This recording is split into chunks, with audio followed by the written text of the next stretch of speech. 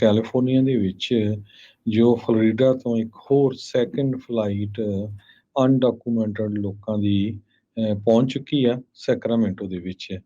ਸੋ ਉਹਦੇ ਵਿੱਚ ਵੀ ਦਰਜਨ ਦੇ ਕਰੀਬ ਮਾਈਗਰੈਂਟ ਸੀਗੇ।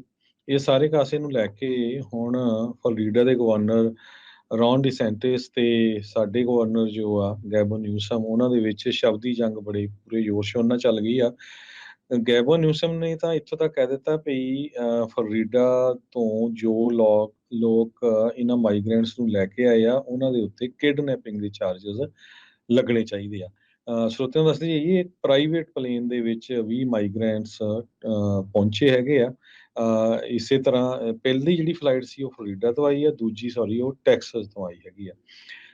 ਸੋ ਜੋ ਸਪੈਸ਼ਲ ਏਜੰਟਸ ਹੈਗੇ ਕੈਲੀਫੋਰਨੀਆ ਡਿਪਾਰਟਮੈਂਟ ਆਫ ਜਸਟਿਸ ਦੇ, ਉਹ ਕਹਿੰਦੇ ਗਰਾਊਂਡ ਤੇ ਆ, ਤੇ ਕੈਲੀਫੋਰਨੀਆ ਦੇ ਅਟਾਰਨੀ ਜਨਰਲ ਰੌਬ ਵਾਂਟਾ ਨੇ ਇਹ ਕਿਹਾ ਆ ਵੀ ਅਸੀਂ ਇਸ ਦੀ ਪੂਰੀ ਇਨਵੈਸਟੀਗੇਸ਼ਨ ਕਰ ਰਹੇ ਹੈਗੇ ਆ ਵੀ ਉਹਨਾਂ ਦੀਆਂ ਕੀ ਨੈਸ਼ਨੈਲਿਟੀਜ਼ ਹੈਗੀਆਂ ਆ, ਕੈਲੀਫੋਰਨੀਆ ਉਹ ਕਿਸ ਤਰ੍ਹਾਂ ਪਹੁੰਚੇ।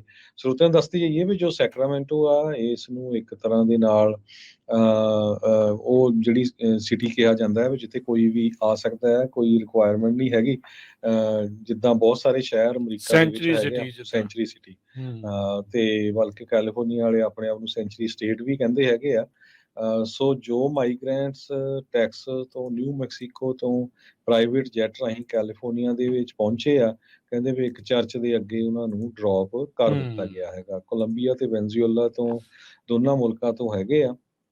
ਤੇ ਡੈਮੋਕ੍ਰੇਟਸ ਨੇ ਫਲੋਰੀਡਾ ਦੇ ਗਵਰਨਰ ਰੌਨ ਡੀਸੈਂਟਿਸ ਨੂੰ ਕਿਹਾ, ਜੋ ਕਿ ਉਹ ਪ੍ਰੈਜ਼ੀਡੈਂਸ਼ੀਅਲ ਸੀਟ ਦੇ ਲਈ ਰਨ ਕਰਨ ਜਾ ਰਹੇ ਆ, ਵੀ ਉਹ ਇੱਕ ਤਰ੍ਹਾਂ ਦੇ ਨਾਲ ਬਹੁਤ ਛੋਟਾ ਤੇ ਪੈਥੈਟਿਕ ਪਰਸਨ ਹੈਗਾ।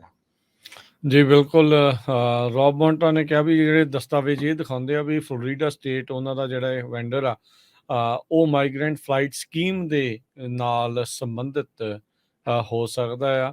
ਸੋ ਫਲਾਈਟ ਕਹਿੰਦੇ ਵੀ ਉਸੇ ਦਾ ਹੀ ਹਿੱਸਾ ਸੀ, ਜਿਹੜੀ same policy state of Florida ਦੀ ਰਹੀ ਆ। ਪਬਲਿਕ ਟੈਕਸ ਪੇਅਰਸ ਦਾ ਜਿਹੜੇ ਟੈਕਸ ਡਾਲਰਸ ਆ ਉਹ ਇਸ ਨੂੰ ਫੰਡ ਕਰ ਰਹੀ ਆ। ਤੇ ਇਹ ਕਹਿੰਦੇ ਵੀ so called volunteer transportation program ਆ, ਪਰ ਉਹਨਾਂ ਨੇ ਇੱਕ ਪ੍ਰਾਈਵੇਟ ਵੈਂਡਰ ਆ ਜਿਸ ਦਾ ਨਾਮ ਵਰਟੋਲ ਸਿਸਟਮ ਆ, ਉਸ ਨੂੰ ਇਹ ਸਾਰਾ ਕੰਮਕਾਜ ਦਿੱਤਾ ਹੋਇਆ ਆ। ਤੇ ਉਹ ਇਸ ਤਰੀਕੇ ਦੇ ਨਾਲ ਜਿਹੜੇ ਅਸਾਈਲਮ ਸੀਕਰ ਆ, ਮਾਈਗਰੈਂਟਸ ਆ, ਉਹਨਾਂ ਨੂੰ ਸੈਕਰਾਮੈਂਟੋ ਦੇ ਵਿੱਚ ਛੱਡ ਕੇ ਆ ਰਿਹਾ। ਸੋ ਇਹ ਦੋਨਾਂ ਸੂਬਿਆਂ ਦੀ ਜੰਗ ਜਿਹੜੀ ਆ ਉਹ ਖਾਸੀ ਤੇਜ਼ ਆਪਾਂ ਦੇਖ ਰਹੇ ਆ।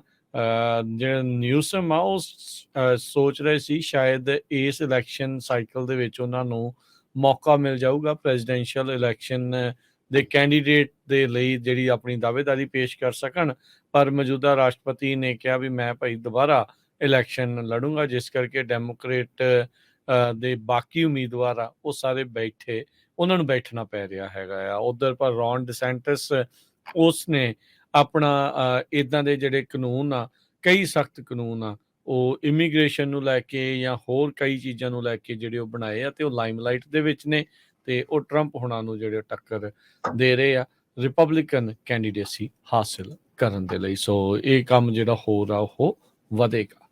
ਅਗਲੀ ਜਿਹੜੀ ਗੱਲ ਕਰੀਏ ਹਰਜੋਤ ਸਿੰਘ ਜੀ, ਮਾਈਗਰੈਂਟਸ ਨੂੰ ਲੈ ਕੇ ਚਰਚਾ ਚੱਲੀ ਸੀ। ਟੈਕਸਸ ਤੋਂ ਵੀ ਫਲਾਈਟਾਂ ਜਿਹੜੀਆਂ ਚੇਤਾ ਹੋਣਾ ਬੱਸਾਂ ਭਰ ਕੇ ਘੱਲੀਆਂ ਗਈਆਂ ਸੀਗੀਆਂ ਈਸਟ ਕੋਸਟ ਵਾਲੇ ਪਾਸੇ। ਮਾਰਥਾਸ ਵਿਨੀਯਾਰਡ ਦੇ ਵਿੱਚ ਇੱਕ ਮਾਈਗਰੈਂਟਸ ਦੀ ਫਲਾਈਟ ਆ ਉਹ ਘੱਲ ਦਿੱਤੀ ਸੀ। ਸੋ ਟੈਕਸਸ ਦੇ ਜਿਹੜੇ ਸ਼ੈਰਿਫ ਡਿਪਾਰਟਮੈਂਟ ਆ ਉਹਨਾਂ ਨੇ ਇਹ ਰਿਕਮੈਂਡ ਕੀਤਾ ਆ ਬਕਸਰ ਕਾਊਂਟੀ ਦੇ ਵਿੱਚ ਉਹਨਾਂ ਦੀ ਜਿਹੜੀ ਡਿਸਟ੍ਰਿਕਟ ਅਟਰਨੀ ਆ ਉਹਨਾਂ ਨੂੰ ਵੀ ਜਿਹੜੇ ਕ੍ਰਿਮੀਨਲ ਚਾਰਜਿਸ ਆ ਉਹ ਲਿਆਂਦੇ ਜਾਣ। ਫਲੋਰੀਡਾ ਦੇ ਗਵਰਨਰ ਰੌਨ ਡੀਸੈਂਟਿਸ ਦੇ ਉਲਟ ਸੋ ਕਾਲਡ ਜਿਹੜਾ ਮਾਈਗਰੈਂਟ ਰੀਲੋਕੇਸ਼ਨ ਪ੍ਰੋਗਰਾਮ ਆ ਉਸੇ ਦੇ ਤਹਿਤ ਪਿਛਲੇ ਸਤੰਬਰ ਦੇ ਵਿੱਚ ਕੁਝ ਫਲਾਈਟਸ ਉਹ ਉਡਾਈਆਂ ਗਈਆਂ ਸੀਗੀਆਂ।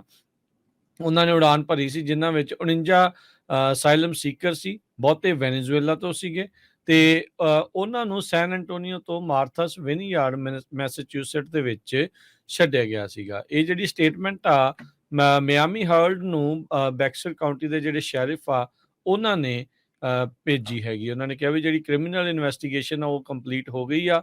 ਔਨ ਦਾ ਗਰਾਊਂਡ ਆਪਰੇਸ਼ਨ ਇਹ ਕਹਿੰਦੇ ਕਥਿਤ ਤੌਰ ਦੇ ਉੱਤੇ ਮਾਈਗਰੈਂਟਸ ਨੂੰ ਫਲਾਈਟ ਵਿੱਚ ਝੂਠੇ ਜਿਹੜੇ ਵਾਅਦਿਆਂ ਦੇ ਨਾਲ ਬਿਠਾ ਕੇ ਲੈ ਕੇ ਗਿਆ ਆ ਤੇ ਇਹ ਜਿਹੜਾ ਕੇਸ ਦੇ ਵਿੱਚ ਦੋਨੋਂ ਹੀ ਫੈਲਨੀ ਤੇ ਮਿਸਡਿਮੀਨਰ ਦੇ ਜਿਹੜੇ ਚਾਰजेस ਆ ਅਨਲਾਫੁਲ ਰਿਸਟ੍ਰੇਂਟ ਵਾਲੇ ਬਣਦੇ ਆ। ਸੋ ਐਟ ਦਿਸ ਟਾਈਮ ਕਹਿੰਦੇ ਵੀ ਇਹ ਕੇਸ ਆ ਉਹ ਡੀਏ ਦੇ ਆਫਿਸ ਦੇ ਵਿੱਚ ਆ। ਜਿੱਦਾਂ ਹੀ ਕੋਈ ਅਪਡੇਟ ਆਊਗੀ ਤੇ ਉਹ ਦੱਸਾਂਗੇ, ਪਰ ਇਹ ਕਾਊਂਟੀ ਦੇ ਜਿਹੜੇ ਸ਼ੈਰਿਫ ਆ ਉਹ ਰਿਕਮੈਂਡ ਕਰ ਰਹੇ ਆ ਵੀ ਜਿਹੜੇ ਕ੍ਰਿਮੀਨਲ ਚਾਰजेस ਆ ਉਹ ਲਿਆਂਦੇ ਜਾਣ। ਜੀ।